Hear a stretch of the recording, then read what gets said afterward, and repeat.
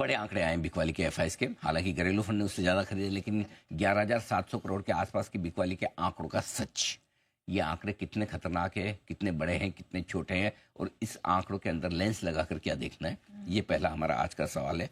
Global recovery सिर्फ नाम की है या काम की है? अमेरिका 600 बढ़ा है, हमें खुश होने जैसी फीलिंग आनी चाहिए या नहीं आनी चाहिए? जीडीपी के आंकड़े और जीएसटी के आंकड़े क्या गांव पर मरहम लगाने का काम करेंगे?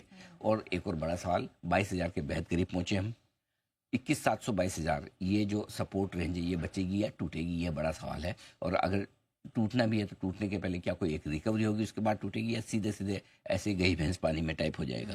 तो देखते हैं, ये सारे सवाल हैं जिनके जवाब देंगे। लेकिन सबसे अब बड़ा आपको जो पहला पूछना है आप पूछिए। सर, शॉकर तो एफआईआईज ही रहे हैं, क्योंकि अभी तक तो चलिए हम 1,500 से 3,000 तक के आसपास की कैश सेल्स देखते थे, लेकिन इतनी बड़ी सेल्स सर इस साल की सबसे बड़ी एफआईआई कैश सेल्स है, if I am not wrong. तो मैं तो पहले समझना चाहूंगी क्या हुआ, ये हुआ क्यों, और इसका मतलब क्या है? नहीं, आप जितना सोच रही हैं ना 11,700 करोड़ का आंकड़ा की इतनी बड़ी बिकवाली, उतनी बड़ी बिकवाली है नहीं। कैसे? उससे बड़ी है। उतनी बड़ी नहीं, उससे बड़ी है। मैं बताता हूँ कैसे। 11,700 करोड़ का आपको बिकवाली का आंकड़ा दिख रहा है, और शुक्रवार को एमएससीआई रीबैलेंसिंग का असर था। और एमएससीआई रीबैलेंसिंग की वजह से 7 से 8,000 करोड़ की खरीदारी और हुई है। सो इफेक्टिवली अगर आप देखें तो एफआई ने 20,000 करोड़ का बेचा है। मैं ऐसे स्ट्रेस हो रही आप खाली 11,000 करोड़ का स्ट्रेस मत लीजिए, अगर लेना ही है तो पूरे ही लीजिए। करीबन 19-20,000 करोड़ की बिकवाली है एफआईएस की, ये 11,700 करोड़ की नहीं है। क्योंकि आप वो भी आंकड़ा दो, अगर वो खरीदा है 7-8 हजार करोड़ का, अगर उसको हटा दे, मतलब। और मजे की बात एक और देखिए, शुक्रवार के सेशन में खरीदारी बिकवाली के आंकड़े बहुत जबरदस्त थे। 50 हजार करोड़ की खरीदारी बिकवाली, यानी कि वॉल्यूम जबरदस्त हुआ। आमतौर पर एफआईसी खरीदारी बिकवाली का आंकड़ा 10,000 से 15,000 करोड़ की रेंज में रहता है, और नेट फिर 2,000-3,000 करोड़ पे आ जाता है। 10-12 हजार करोड़ की खरीदारी, 10-12-15 हजार करोड़ की बिकवाली। शुक्रवार को 50-50 हजार करोड़ के आसपास की बिकवाली और खरीदारी के आंकड़ा है, यानी कि एक्टिविटी काफी ज्यादा थी एफआईएस की। सो बेचा एक्चुअली देखा जाए तो काफी ज्यादा। अब बड़ा सवाल ये नहीं कि इतना बड़ा बेचा है, इतना बड़ा बेचा, उससे तो हम डर ही रहे हैं, लेकिन डर दूसरा ज्यादा है, और वो है कि इस लेवल पर। एग्जैक्टली है ना भाई, इस लेवल पे आके बेचो, मतलब पूरे महीने में इन्होंने बेचा है करीबन 59,000 का, उनमें से 11-12 हजार करोड़ का तो आज ही बेच डाला, मतलब शुक्रवार को, है ना। तो कहने का मतलब ये कि इस लेवल के आसपास अगर इतना बड़ा बेच रहे हैं तो ये थोड़ा डराने वाला तो है। मतलब पहले ये लग रहा था कि जब से इन्होंने वो 23,000 का लेवल तोड़ा, उसके बाद से आंकड़े छोटे हो गए थे।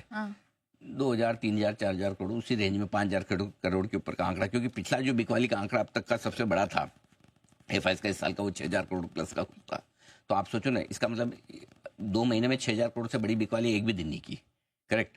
सो अगर 11,000 करोड़, 11,700, और अगर उसको एडजस्टमेंट को मिला के देखें, अगर इस लेवल पे आके इतना बड़ा बेचें, तो इसका मतलब तो उनको यहाँ से भी खराब ही लगता है, वो नीचे लगता है, बहुत ज्यादा है। इसका मतलब तो यही है।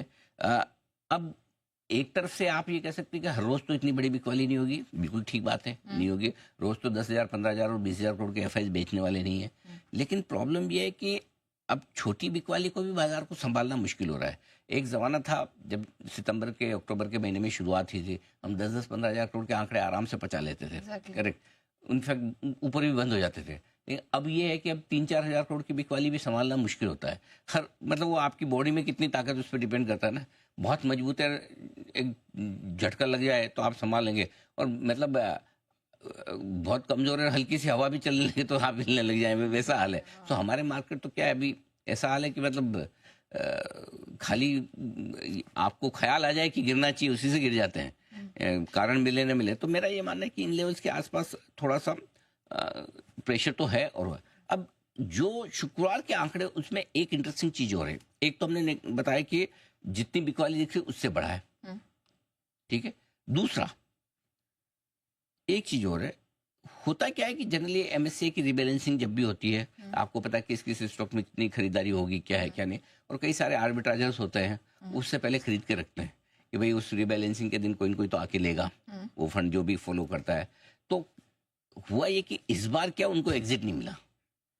हर बार ऐसा होता है, तो एक तरफ तो जो बेचना था, तो काफी कुछ बिकवाली का प्रेशर इस वजह से भी हुआ कि जो आर्बिट्राइजर्स या जो ब्रोकर्स पहले उस वेयर हाउस करके बैठे थे, हाँ। उन्होंने भी काफी पोजीशन हल्की की है शुक्रवार के सेशन में। बिकवाली का प्रेशर इस वजह से भी बढ़ा है। Okay. तो उस लिहाज से देखें, हम देखते हैं, वैसे तो आंकड़े बड़े आ ही रहे हैं और फरवरी का महीना भी खराब ही रहा है। 59,000 करोड़ की बिकवाली का आंकड़ा है।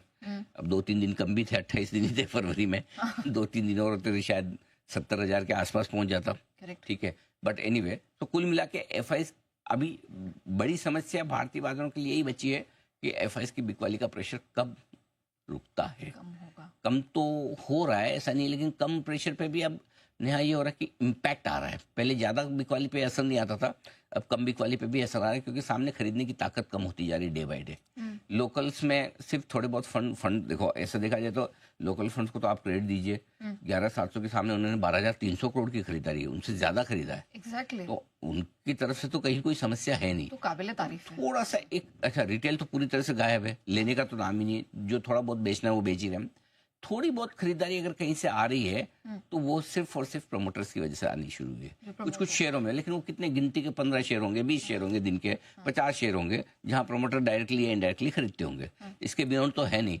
सो बट ठीक है, जहां प्रमोटर्स को वैल्यू लग रही है, धीमे धीमे वो खरीदना शुरू कर रहे हैं, बस उतना ही।